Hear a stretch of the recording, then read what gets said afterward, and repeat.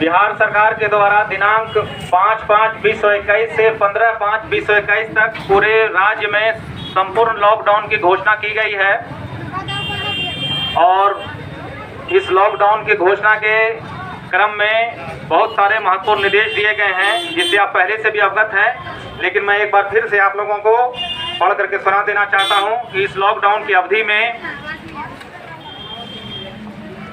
दुकानें और वाणिज्यिक एवं अन्य प्रतिष्ठान बंद रहेंगे, अर्थात दुकान बंद रहेंगी, लेकिन इसमें से कुछ प्रकार की दुकानों को खुलने की छूट दी गई है, जिसे मैं पढ़ करके सुनाना चाहता हूं।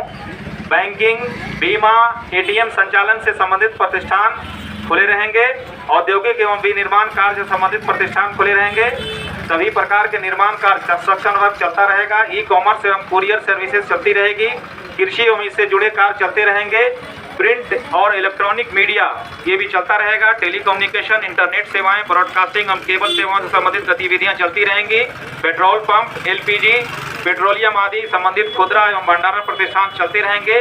जो आम जनों के लिए जो महत्वपूर्ण बात है, कृपया इस बात को बहुत ही ध्यान से सुनेंगे कि आवश्यक खाद्य सामग्री की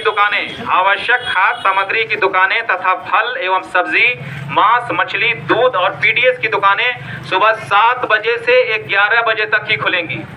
ये आम जनों के लिए और दुकानदार भाइयों के लिए बहुत ही महत्वपूर्ण सूचना है। कृपया इसको बिल्कुल ही ध्यान से आप सुनेंगे और इस पर अक्षरशः पालन करने का कोशिश करेंगे। आवश्यक खाद्य सामग्री तथा फल, सब्जी, मांस, मछली, दूध और पीडीएस, ये राशन दुकान जिसे हम कहते हैं, कि दुकानें सुबह 7 बजे से 11 बजे तक ही खुलेंगी।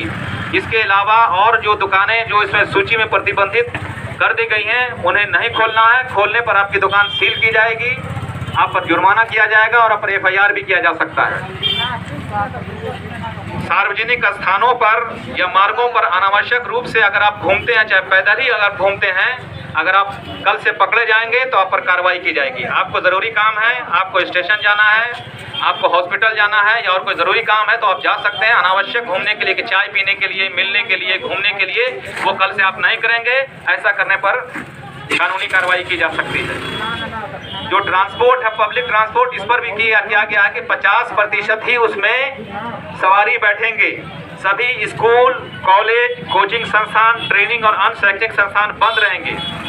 रेस्टोरेंट और जो खाने की दुकानें हैं वो भी बंद रहेंगी। ये आप लोग ध्यान दे देंगे कि रेस्टोरेंट और जो खाने की दुकानें वो बंद रहेंगी। वो सुबह 9 बजे से लेकर के रात्रि 9 बजे तक घरों में पार्सल कर सकते हैं, सामान को भेज सकते हैं, लेकिन बैठा करके वो किसी को नहीं खिलाएंगे। सभी धार्मिक स्थल आम जनों के लिए बंद रहेगा। सभी धार्मिक स्थल आम जनों के लिए बंद रहेगा। सभी प्रकार के सामाजिक, राजनीतिक, मनोरंजन, खेलकूद और शैक्षणिक, सांस्कृतिक, धार्मिक आयोजन समारोह प्रतिबंधित रहेंगे। सभी cinema hall, gym, swimming pool, club, stadium, pool, park, उद्यान पूरी तरह बंद रहेंगे। सार्वजनिक स्थलों पर किसी प्रकार का आयोजन सरकारी और गैर सरकारी नहीं किया जाएगा। शादी विवाह के मामले में वही बातें अभी भी लागू हैं, अर्थात शादी विवाह में अधिकतम 50 व्यक्ति शामिल हो सकते हैं। उसमें डीजे नहीं बजेगा, विवाह का जुलूस नहीं निकलेगा और शादी से 3 दिन पहले आपको स्थानीय थाना में इसकी सूचना देनी होगी। श्राद्ध में या अंतिम क्रियाक्रम में 20 व्यक्ति के साथ आप शामिल हो सकते हैं। अंतिम क्रियाक्रम में 20 व्यक्ति के साथ शामिल हो सकते हैं। तो इस बात को आप लोग अच्छी तरह से कर लीजिए और अगर ये नहीं होता है तो जो भी कार्रवाई है, कार्रवाई की जा सकती है। जो महत्वपूर्ण आम लोगों के लिए जो बातें हैं कि जो महत्वपूर्ण दुकानें हैं, महत्वपूर्ण दुकानों में जो खाद्य सामग्री जहां बिकती है, जहां फल है, सब्जी है, दूध है, मांस है, मच्छी है, इस तरीके की जो दुकानें हैं वो सुबह 7 बजे से 11 बजे तक खुलेंगी। अर्थात मैं आम लोगों से भी अपील करूंगा कि आप लोगों को जो भी चीज़ें खरीदनी है तो 7 बजे से 10, साढ़े 10 तक इसको आप खरीद लीजिए। ऐसा नहीं होगा आप 11 बजे आइए, दुकानदार बंधु कहेंगे सर अभी तो 11 बजे आए हैं, इनको बांटते बांटते 12 हो जाएगा, तो उसमें दुकानदार बंधुओं को भी दिक्कत होगी। दुकानदार बंधुओं से अनुरोध रहेगा कि आप पहले से आपको कहा जा रहा है कि आपके दुकान में जो भी लोग आए उनको मास्क जरूर वो पहने रहें, आप भी स्वयं मास्क पहने रहें, है ना। और सामाजिक दूरी का भी थोड़ा सा प्रयोग करा के रखें, ऐसा नहीं कि एक बार सभी लोग आ जाएं, है ना। और एक बात जो है महत्वपूर्ण आपसे ये कहना चाहूँगा कि अभी भी लोग टीकाकरण या टीका लेने से घबरा रहे हैं, टीका लेने से डर रहे हैं। मैं आपको एक बात बता दूं, अभी भी जो है हमारे यहाँ दोनों डोज का टीका लेने वाले बहुत कम व्यक्ति हैं। अभी हमारे पीएचसी में टीका उपलब्ध है। एक चीज़ आप देख रहे होंगे कि रोज़ आपके जानने वाले या ना जानने वाले में भी कई लोगों का ऐसा समाचार आता होगा, सुनते होंगे कि कोरोना से उनकी मृत्यु हो गई। आप एक चीज़ थोड़ा सा पता कर लीजिएगा कि जिनकी मृत्यु हो रही है, क्या उन्होंने दोनों डोज का टीका लिया था? 100 में 99 आदमी ने नहीं लिया होगा, मैं दावे के साथ कहता हूँ। मैं एक बात आपको ये भी कहता हूँ कि ऐसा नहीं कि अगर आप टीका ले लेते हैं तो आपको ये रोग नहीं हो सकता है या कुछ नहीं हो सकता है, हो सकता है। जैसे एक आपको उदाहरण मैं देना चाहूँगा, मोटरसाइकिल जो हम लोग चलाते हैं, सभी लोगों को ये कहा जाता है कि आप हेलमेट पहन करके चलाइए। क्या हेलमेट लगाने के बाद भी आपका चोट लगने में क्या माथा नहीं फूटता है? कभी कभी हेलमेट लगाने के बाद भी उसका ध्यान नहीं होता है, होता है। लेकिन अगर आप हेलमेट पहन लेते हैं तो संभावना यह है कि आपको चोट कम लगेगी, दर्द कम होगा, तकलीफ कम होगी और आपका मृत्यु का चांस बहुत कम हो जाएगा।